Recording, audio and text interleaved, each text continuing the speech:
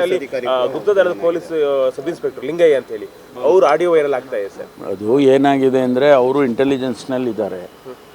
ಯಾರ್ಯಾರು ಇದನ್ನು ನಾವು ಎಲ್ಲ ರೀತಿ ಎಚ್ಚರಿಕೆ ವಹಿಸಬೇಕು. ಈ ರೀತಿ ಯಾವುದು ಕೂಡ ಹಿಂದೆ ನಡೆದಿದ್ದು ಯಾವುದೇ ರೀತಿ ಆ ಥರ ಘಟನೆಗಳು ನಡಿಬಾರ್ದು.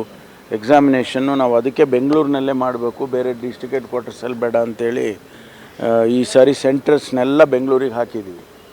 ಈ ಮಧ್ಯೆ ಅವರು ಇಂಟೆಲಿಜೆನ್ಸ್ನವರು ಇನ್ಫಾರ್ಮೇಷನ್ ಗ್ಯಾದರಿಂಗ್ ಮಾಡ್ತಾ ಇರ್ತಾರೆ, ಏನಾದರೂ ಇಂಥದ್ದು ಏನಾದರೂ ನಡಿಬೋದು ಅಂತ ಹೇಳಿ ಹೇಳುವಾಗ ಇದು ಬಂದಿದೆ.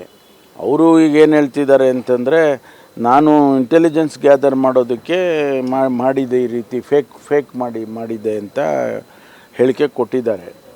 ಅದನ್ನು ವಿಚಾರಣೆ ಮಾಡ್ತಾಯಿದೆ, CCB ವಿಚಾರಣೆ ಮಾಡ್ತಾಯಿದೆ. ಅದು ನಿಜವಾ ಹೌದಾ ಅಥವಾ ಇವರೇನಾದರೂ ಸ್ಕ್ಯಾಮ್ ಮಾಡಿದಾರಾ ಅಂತ ಹೇಳಿ ವಿಚಾರಣೆ ಮಾಡ್ತಾಯಿದ್ದೇವೆ. ಎಲ್ಲ ರೀತಿಯ ಪ್ರಿಕಾಷನ್ಸ್ಗಳನ್ನ ತಗೊಂಡು ನಾವು ಈ ಎಕ್ಸಾಮಿನೇಷನ್ನು ಸಕ್ಸಸ್ಫುಲ್ಲಾಗಿ ಮಾಡಬೇಕು ಅಂತ ಹೇಳಿ ಮಾಡಿದ್ದೇವೆ. ಏಕೆಂದರೆ ಈಗಾಗಲೇ ನೋಡಿ, ನಿಮಗೆ ಗೊತ್ತಿದ್ದಂಗೆ 3 ವರ್ಷ ಆಯಿತು.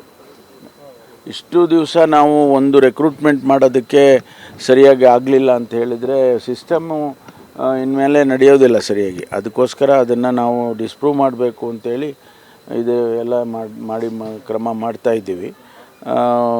ಇದ್ರ ಬಗ್ಗೆ ಪರ್ಟಿಕ್ಯುಲರ್ಲಿ CCB ಎನ್ಕ್ವೈರಿ ಮಾಡ್ತಿದ್ದಾರೆ. ಅದಾದಮೇಲೆ ಏನು ಅಂತ ಗೊತ್ತಾಗುತ್ತೆ. ಹಾಗೇನಾದ್ರು ಇದ್ದರೆ ಕ್ರಮ ತಗೊಳ್ತೀವಿ.